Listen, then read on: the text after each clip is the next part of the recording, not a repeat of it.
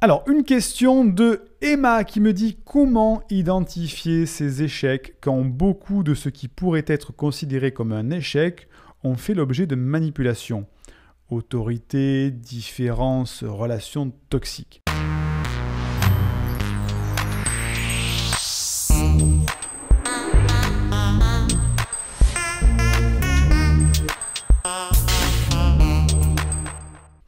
Eh bien,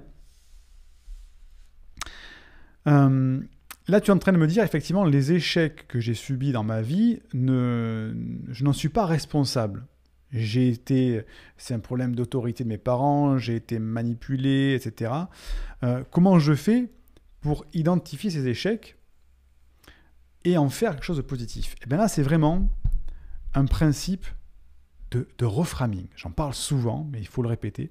Le reframing, c'est quoi? C'est adopter un point de vue différent sur un sujet.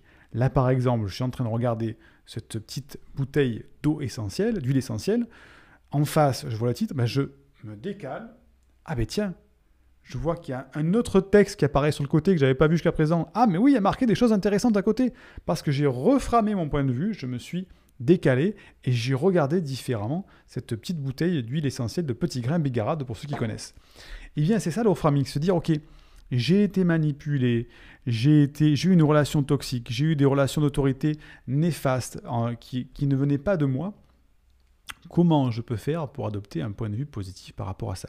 J'en discutais il y a quelques minutes dans la dernière consultation que j'ai faite avec une personne qui avait vécu justement un problème qui avait subi justement une histoire très négative avec une enfant qui est au milieu, etc. Il faut adopter un point de vue différent. Comment je peux transformer cette chose négative en chose positive, même si c'est dans son fond inconcevable de transformer de manière positive. Je vais te raconter une anecdote, Emma, par rapport à ça. Il y a une maman qui fait aujourd'hui des conférences. Il faudra que je fasse une vidéo d'ailleurs un jour avec elle, qui fait des conférences. Cette maman a perdu son enfant, très jeune. Il est mort. Donc, quand on voit ça d'un coup, d'un regard extérieur, on se dit, mais c'est impossible de se remettre de ça quand on perd un enfant en bas âge. On ne s'en remet pas. On ne peut pas. Eh bien, cette maman, elle t'explique que oui, clairement, on s'en remet et on peut y trouver même quelque chose de positif dans cette histoire. Et cette maman, aujourd'hui, elle t'explique clairement qu'aujourd'hui, elle a transformé ça de manière positive. Parce qu'elle a eu le choix, soit de dire « Ok, mon enfant est mort, je vais tomber dans la dépression, je m'autodétruis et j'emporte avec moi tout mon entourage. » Énergie négative, toxique, destructrice. Soit j'ai le choix de dire comment je peux transformer cette catastrophe qui sera quand même présente, c'est dans ma vie, mais comment je la transforme positivement. Eh bien, elle a trouvé le moyen d'écrire des livres, de faire des conférences et de transformer tout ça en énergie beaucoup plus positive, énergie constructrice. Donc, effectivement, quand on a une histoire du passé très négative qui ne nous incombe pas, eh bien, il faut se dire comment je la transforme, cette histoire du passé. Parce que cette maman, son enfant qui est morte, elle n'était pas responsable de ça. Eh bien, toi aussi, tu n'es peut-être pas responsable d'une relation toxique, d'une perversion qu'on a eue, de manipulation qu'on a eue.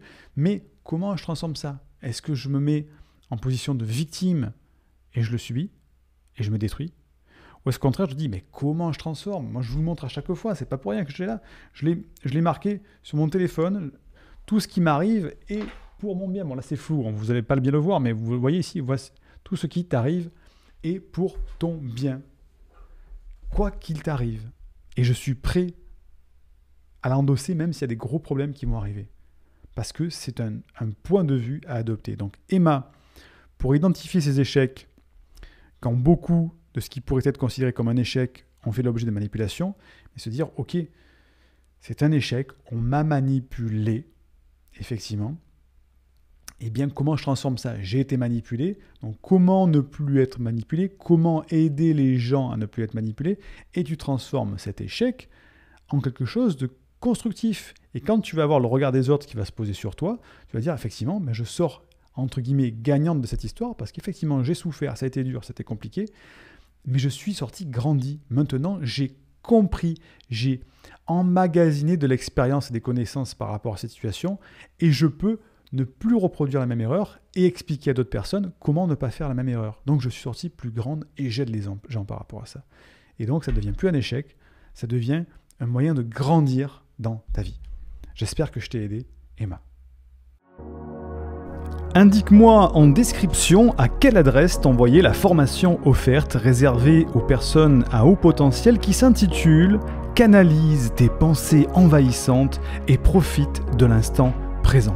Et surtout, partage cette vidéo à une personne de ton entourage que ça pourrait aider et n'oublie pas, comme le disait Einstein, la folie c'est de toujours faire la même chose et de s'attendre à un résultat différent.